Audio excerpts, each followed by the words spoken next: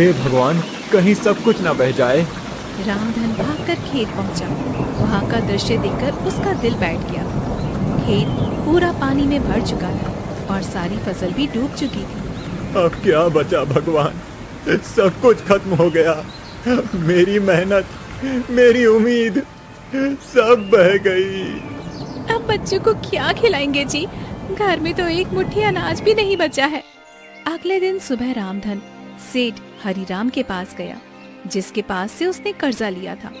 उसे उम्मीद थी कि शायद सेठ थोड़ा सा समय दे देगा। सेठ जी, बारिश में सब कुछ बर्बाद हो गया, थोड़ी मोहलत दे दीजिए। अगली बार फसल होगी तो सारा कर्ज चुका दूंगा। तुम्हें अब कोई मोहलत नहीं मिलेगी रामधन। कागज के हिसाब से अब वो जमीन मेरी है। सेठ जी, वो मेरी पुश्तैनी जमीन है, आप ऐसा मत करिए।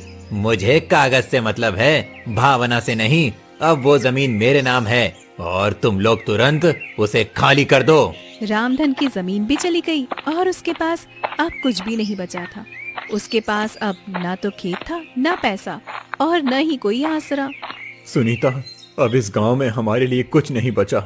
चलो जंगल की ओर चलते हैं, शायद वहाँ कहीं से छुपाने की जगह मिल जाए। ठीक है रामधन। वो क्या है? वहाँ कोई घर जैसा दिख रहा है या फिर कोई आग जला रहा है। चलो देखता हूँ। वो उस रोशनी की ओर बढ़ा और उसे एक अजीब सी गुफा दिखाई दी, जिसमें से पीली सी चमक आ रही थी।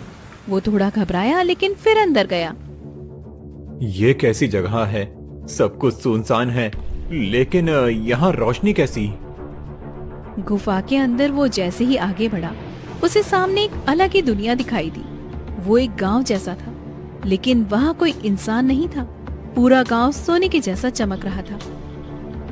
ये तो कोई सपना लग रहा है, मगर मैं तो जाग रहा हूँ। फिर ये क्या है? अचानक दो सिपाही आए और रामधन से बोले, तुम कौन हो और यहाँ कैसे आए?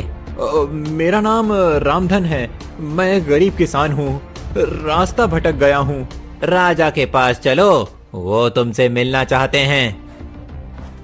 रामधन डरते हुए उनके साथ महल की ओर चल पड़ा। उसे समझ नहीं आ रहा था कि अब उसके साथ क्या होने वाला है। रामधन डर और हैरानी के बीच आगे बढ़ रहा था। सोने जैसे इस गांव में कोई आदमी दिखाई नहीं दे रहा था, लेकिन ये जगह किसी सपने जैसी लग रही थी।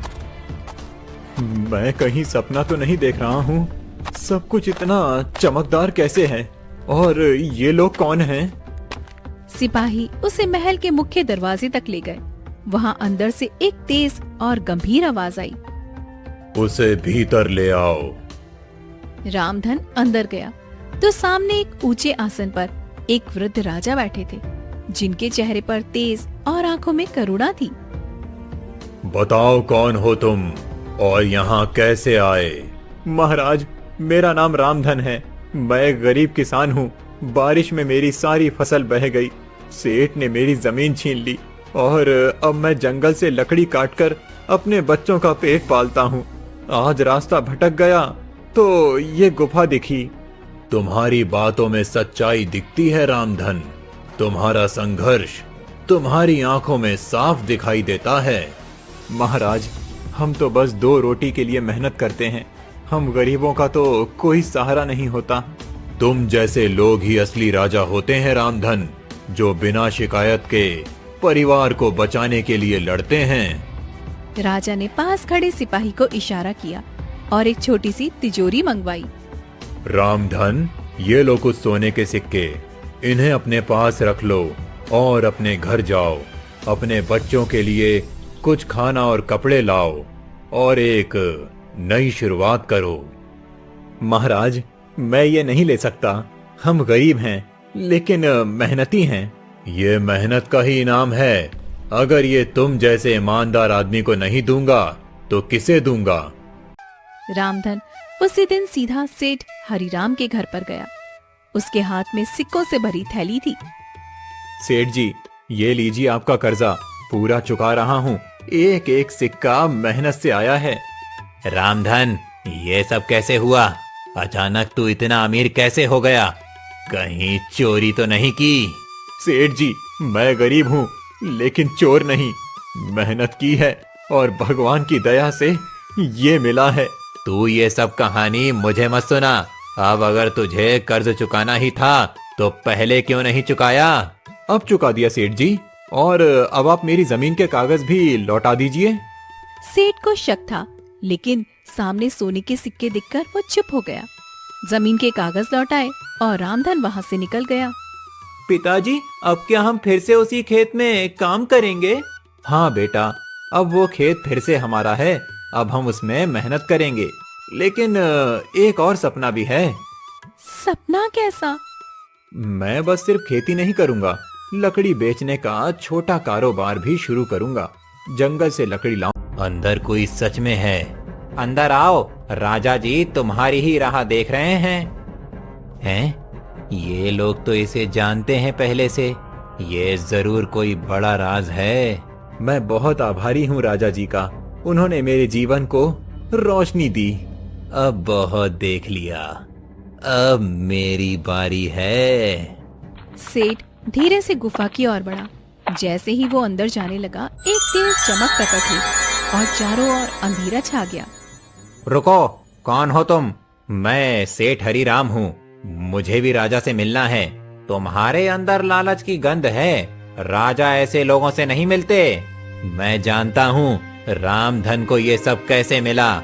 उसे उसकी ईमानदारी ने दिया, और तुम्हें तुम्हारा लालच यहाँ से दूर ले जाएगा। नहीं, मैं भी वही चाहता हूँ जो उसे मिला। तुमने गरीबों की जमीन छीनी और अब उसे भी छीनना चाहते हो। ये जगह तुम्हारे लिए नहीं है। राजा के आदेश पर तुम्हें बंदी बनाया जाता है। नहीं, ये अन्याय है। मैं कुछ नहीं कर रहा था। तुम्हारी सजा तुम्हारे कर्मों से तय हुई है। सेठ को सैनिक पकड़कर अंधेरे में ले गए और गुफा फिर से शांत हो गई। राजा जी, आपने इंसाफ किया। वो आदमी दूसरों की तकदीर चुराता था, और तुम दूसरों के लिए मेहनत करते हो। जाओ रामधन, अब तुम अपने जीवन में हमेशा सुरक्षित रहोगे। धन्यवाद राजा जी, मैं कभी आपके विश्वास को नहीं तोड़ूंगा। रामधन, हम कई दिनों से देख रहे हैं, तुमने जिस तरह से जिंदगी को फिर से खड़ा किया है, वो बहुत प्रेरणादायक है। महाराज, आपने जिस दिन मदद की, उसी दिन मेरी किस्मत बदली। हमारे पास अब ज्यादा उम्र नहीं बची और कोई वारिस भी नहीं है। हम चाहते हैं कि तुम हमारे उत्तराधिकारी बनो। मैं राजगद्दी पर बैठूं? ये कैसे संभव है? हमने तुम्हारे व्यवहार, ईमानदारी और परिश्रम को परखा है, और यही गुण एक सच्चे राजा में होने चाहिए। मुझे सोचने का समय दीजिए महाराज। तुम्हें कल सुबह तक का समय देते हैं। फैसला सोच समझकर कर लेना। रामधन महल से बाहर निकला। उसके मन में सवालों की बाढ़ थी, लेकिन साथ ही एक नई उम्मीद भी थी। रामधन, क्या फैसला किया तुमने? महाराज, मैं रात भर सोचता रहा। ये गद्दी एक जिम्मेदारी है। मैंने कभी इसका सपनों में भी नहीं सोचा था, लेकिन अगर आप मुझे योग्य मानते हैं तो मैं ये जिम्मेदारी स्वीकार करता हूँ। तुम्हारा ये उत्तर ही साबित करता है कि तुम इसके लायक हो। मैं वादा करता हूँ कि मैं हमेशा गरीबों के साथ खड़ा रहूंगा, किसी के साथ अन्याय नहीं होने दूंगा।